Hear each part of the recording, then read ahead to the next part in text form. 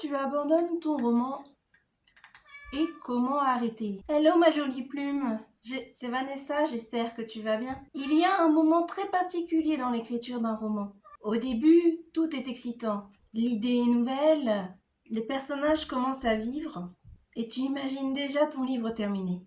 Et puis, quelque chose change, l'enthousiasme diminue, l'histoire devient plus difficile à écrire et les doutes apparaissent. Beaucoup d'auteurs font alors la même chose. Ils abandonnent purement et simplement. Pas parce qu'ils n'aiment plus écrire, mais parce qu'ils pensent que quelque chose ne va pas.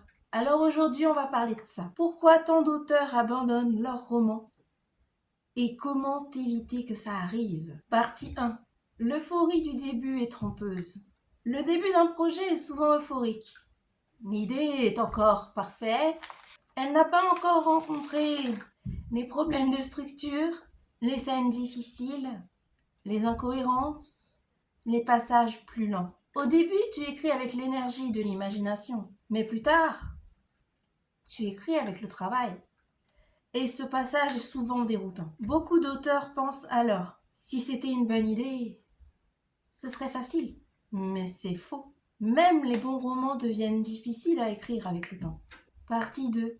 Le doute arrive toujours au même moment. Curieusement, le doute apparaît souvent vers 20%, 30% ou à la moitié du roman. Pourquoi, me diras-tu? Parce que c'est le moment où la nouveauté disparaît, la structure devient exigeante, l'histoire demande des choix. Ce moment n'est pas un problème en soi. C'est une étape normale du processus. Partie 3. Le piège de la comparaison.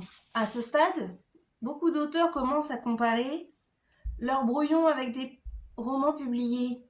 Mais quelle erreur! Et forcément, leur texte leur semble mauvais. Mais ils oublient une chose essentielle. Un roman publié passe par plusieurs réécritures, un travail éditorial et parfois des années de maturation. Comparer un premier jet à un livre final, c'est injuste, je dirais. Partie 4. La perte de confiance. Quand tu doutes de ton histoire, tu doutes aussi de toi.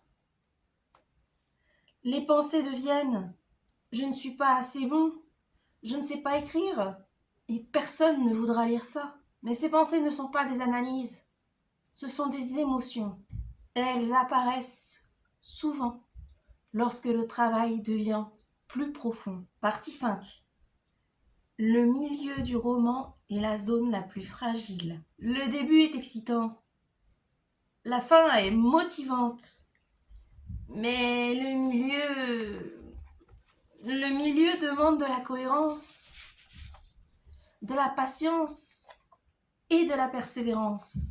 C'est la partie où beaucoup abandonnent et je trouve ça vraiment dommage. Pas parce que le projet est mauvais, mais parce que l'énergie émotionnelle change. Si cette vidéo t'est utile, n'hésite pas à lâcher un petit pouce en l'air. Ça soutient grandement la chaîne. Merci à toi. Partie 6. Le perfectionnisme bloque la progression. Certains auteurs abandonnent parce qu'ils veulent corriger trop tôt. Tiens, on dirait moi. Ils réécrivent leur premier chapitre, puis encore, et encore, et ils n'avancent plus. Le perfectionnisme donne l'impression de travailler, sauf que c'est trompeur, et crois-moi, j'en sais quelque chose. Certes, le perfectionnisme est une qualité, mais quand tu en abuses, comme c'est souvent mon cas, ça devient un défaut car ton histoire, elle n'avance plus. Mais parfois, le perfectionnisme cache la peur de continuer, et j'en ai pris conscience assez récemment, je dois dire. Partie 7. Comment sortir du cycle d'abandon? La première chose à comprendre est simple. Un roman se termine rarement par la motivation. Il se termine grâce à la continuité. Peu importe qu'elle soit lente ou imparfaite, tant que tu ne lâches rien. Partie 8. Réduire l'objectif. Au lieu de penser « je dois finir mon roman », pense plutôt « je vais écrire cette scène, puis la suivante ».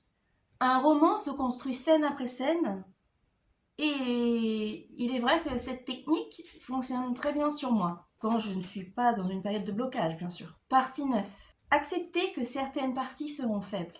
Tous les romans ont des passages forts, des passages plus calmes, des scènes imparfaites. C'est normal. Le premier jet sert à créer la structure émotionnelle. La réécriture, elle améliore la qualité. Partie 10. Se rappeler pourquoi on a commencé à écrire. Quand tu bloques, pose-toi ces questions simples. Pourquoi cette histoire me touche? Pourquoi je veux la raconter? La réponse est souvent plus importante que la perfection du texte. Parce qu'elle te rappelle justement pourquoi tu as commencé à écrire cette histoire. Les auteurs qui terminent un roman ne sont pas forcément les plus talentueux. Ce sont ceux qui continuent, et peu importe les obstacles. Même quand l'enthousiasme disparaît, quand le doute apparaît, ou quand l'histoire devient difficile. Terminer un roman n'est pas un moment d'inspiration.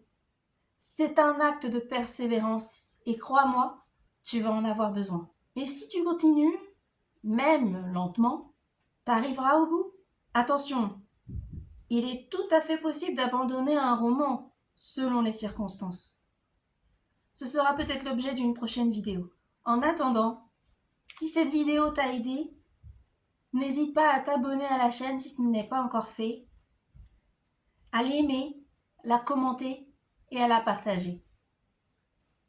N'oublie pas, écris avec passion et vis avec douceur. Ciao!